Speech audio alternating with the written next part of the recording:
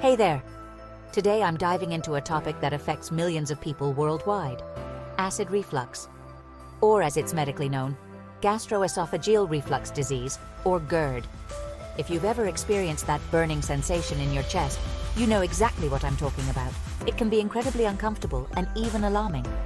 So what exactly is GERD? How does it differ from occasional heartburn?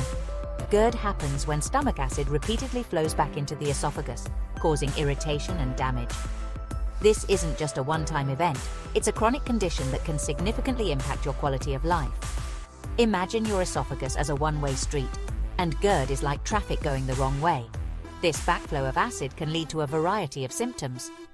This can cause a range of symptoms: heartburn, coughing, hoarseness, ear pain, and even sinus issues. Some people might also experience a sour taste in their mouth or difficulty swallowing. And those symptoms aren't just annoying.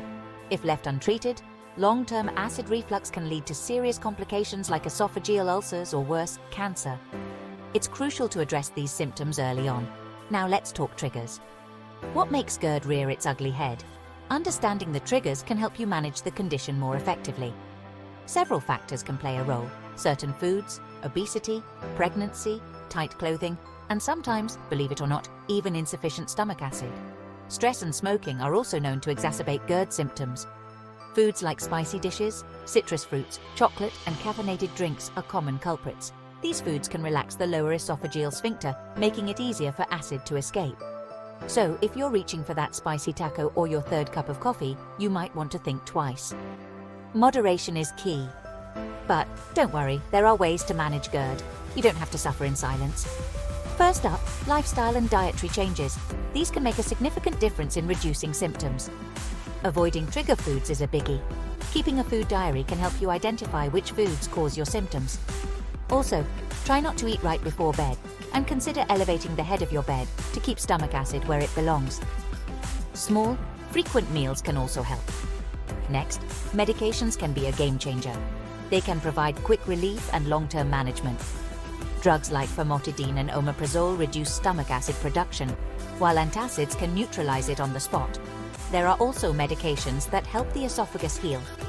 These can be incredibly effective, but always consult your healthcare provider before starting any new medication. They can help you find the right treatment plan.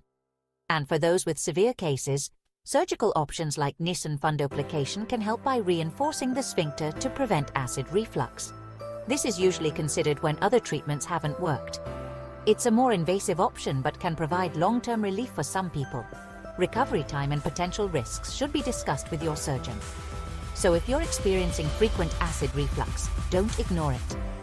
Early intervention can prevent more serious health issues down the line. Proper diagnosis and treatment are essential. Your healthcare provider can perform tests to confirm GERD and rule out other conditions. Your healthcare provider can guide you through the best options for managing GERD effectively. They can tailor a treatment plan to your specific needs. Alright, that's it for today. I hope you found this information helpful. If you found this video helpful, give it a thumbs up and consider subscribing for more content like this. Your support helps us create more informative videos. Thanks for watching and take care.